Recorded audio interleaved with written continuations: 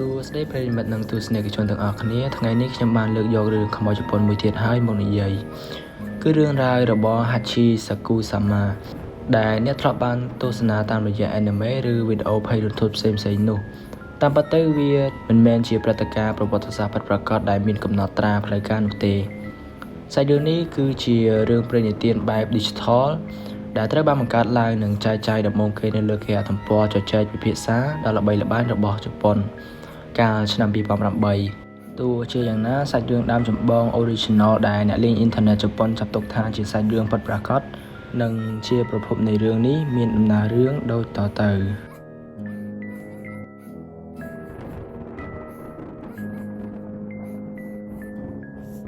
រឿងរ៉ាវនេះត្រូវបាននិយាយនិទានដោយបុរសម្នាក់គាត់បានរំលឹកកាលពីគាត់នៅជាក្មេងប្រុសម្នាក់អំឡុងពេលដែលគាត់ទៅលេងផ្ទះលោកតាលោកយាយរបស់គាត់នៅឯជនបទដាច់ស្រយាលមួយក្នុងប្រទេសជប៉ុនតំបន់នោះស្ងប់ស្ងាត់មានវាលស្រែនិងរបងឈើខ្ពស់ថ្ងៃមួយពេលដែលគាត់កំពុងអង្គុយលេងនៅវាលស្មៅក្រោយផ្ទះយ៉ាងមានក្តីសុខស្រាប់តែបរិយាកាសជុំវិញនោះប្រែជាស្ងាត់ជ្រងំគ្មានសំឡេងខ្យល់ឬសំឡេងសត្វល្អិតយំរំពេញនោះគាត់បានឮសំឡេងក្រឡកចម្លែកម្យ៉ាងមិនលឺឡើងយឺតៗថា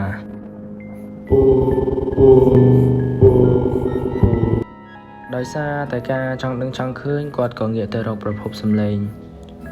គាត់បានក្រឡេកឃើញមុខចម្បាំងដ៏ធំមួយកំពុងតែផ្លាស់ទីពីលើរបងឈើរបងនោះមានកម្ពស់ខ្ពស់ខ្លាំងណាស់មនុស្សធម្មតាមិនអាចដើរលេចចេញត្រឹមមុខពីលើរបងនោះបានទេភ្លាមនោះអ្វីដែលធ្វើឲ្យគាត់ស្រឡាំងកាំងគឺគាត់បានឃើញស្ត្រីម្នាក់ពាក់រ៉ូបសវែងដើរកាត់របងនោះយ៉ាងលឿននាងមានកម្ពស់ខ្ពស់ខុសពីមនុស្សលោកគឺប្រហែល8 feet ឬ7 ម៉ែត្រកន្លះមួយសន្ទុះក្រោយមកទាំងស្ត្រីនោះនិងសំឡេងពោលក៏បានរលាយបាត់ទៅក្នុងដងព្រៃបន្តមកទៀតមកស្ដាប់អាថ៌កំបាំងនៃរូបចម្លាក់ជីសូដែលបានបែកបាក់ពេលត្រឡប់ចូលក្នុងផ្ទះវិញក្មេងប្រុសបាននិយាយរៀបរាប់ពីរឿងដែលខ្លួនបានឃើញប្រាប់លោកតាលោកយាយទាំងមិនដឹងអីភ្លាមនោះលោកតានិងលោកយាយប្រែជាទឹកមុខស្រេកស្លាំងដកដង្ហើមញាប់និងមានការភ័យរន្ធត់ជាខ្លាំងលោកតាបានសួរដេញដោលយ៉ាងមកចិត្តថាតើនាងមានកម្ពស់ខ្ពស់ជាងរបងមែនទេតើនាងពាក់អាវពណ៌សនិងធ្វើសំឡេងពោលមែនទេពេលចៅប្រុសឆ្លើយថាមែនលោកតាក៏បានស្រែកប្រាប់ភ្លាមថាចៅប្រុសត្រូវបាន Hachi Sakusama ពេញចិត្តនិងជ្រើសរើសដើម្បីចាប់យកទៅហើយលោកតាបានរត់ទៅរកគ្រូមន្តអាគមម្នាក់ប្រចាំភូមិមកជួយជាបន្ទាន់កាលពីដើមឡើយដូនតានាសម័យនោះបានរួបរวมសង់រូបសំណាកទេវតាឆ្នាំadmin សូមបើកវងកញ្ចក់បន្តិចឈ្មោះរបស់ទេវតាឆ្នាំហ្នឹងគឺឈ្មោះ Jiso Status admin ក៏សូមអភ័យទោសទុកមុនប្រសិនបើ admin ហៅឈ្មោះទេវតាឆ្នាំនោះខុសអញ្ចឹងតមកទៀតរូបសំណាករបស់ទេវតាឆ្នាំនោះចំនួន4ទិសនៅជុំវិញភូមិដើម្បីខំខាំងនិងទប់ទល់នឹងវិញ្ញាណអាក្រក់របស់ Hachi Sakusama នេះមិនឲ្យចេញទៅណាបានប៉ុន្តែមិនដឹងមានរឿងអ្វីកើតឡើងឬអ្នកណាទៅបំបែកបំបាក់នោះទេ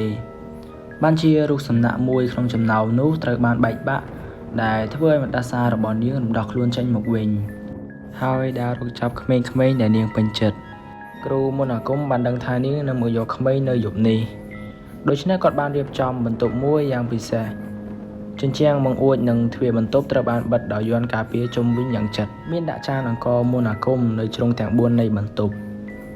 និងប្រគល់ក៏ដាស់យ័ន្តមួយសន្លឹកឲ្យក្មេងប្រុសកាន់ជាប់នឹងដៃគ្រូមន្តអាគមបានផ្ដាំយ៉ាងដាច់អហង្ការថាទោះបីជាមានរឿងអ្វីកើតឡើងក៏ដោយហាមបើកទ្វារឬងាកមើលបង្អួចឲ្យសោះហើយដាច់ខាតមិនត្រូវចេញពីបន្ទប់នេះមុនម៉ោង7ព្រឹកឡើយនៅកណ្ដាលអាធ្រាត្របន្ទប់ប្រែជាត្រជាក់ខ្លាំងក្មេងប្រុសត្រូវភ្ញាក់ឡើងដោយសារសំឡេងគោះកញ្ចក់បង្អួចយឺតភ្លាមនោះសំឡេងរបស់លោកតាបានបន្លឺឡើងពីខាងក្រៅទ្វារបន្ទប់ដោយក្តីបារម្ភថាឃើញមិនអីទេចៅមកខាងក្រៅមកលោកតាជួយចៅហើយវាមិនអីទេក្មេងប្រុសស្ទើរតែស្ទុះទៅបើកទ្វារទៅហើយប៉ុន្តែគាត់ស្រាប់តែក្រឡេកទៅចានអង្គរនៅជ្រុងបន្ទប់ទាំង4បានចាប់ផ្ដើមប្រែជាពណ៌ខ្មៅឡើងរួចសំឡេងលោកតានោះក៏ប្រែទៅជាសំឡេងពិតរបស់នាងវិញ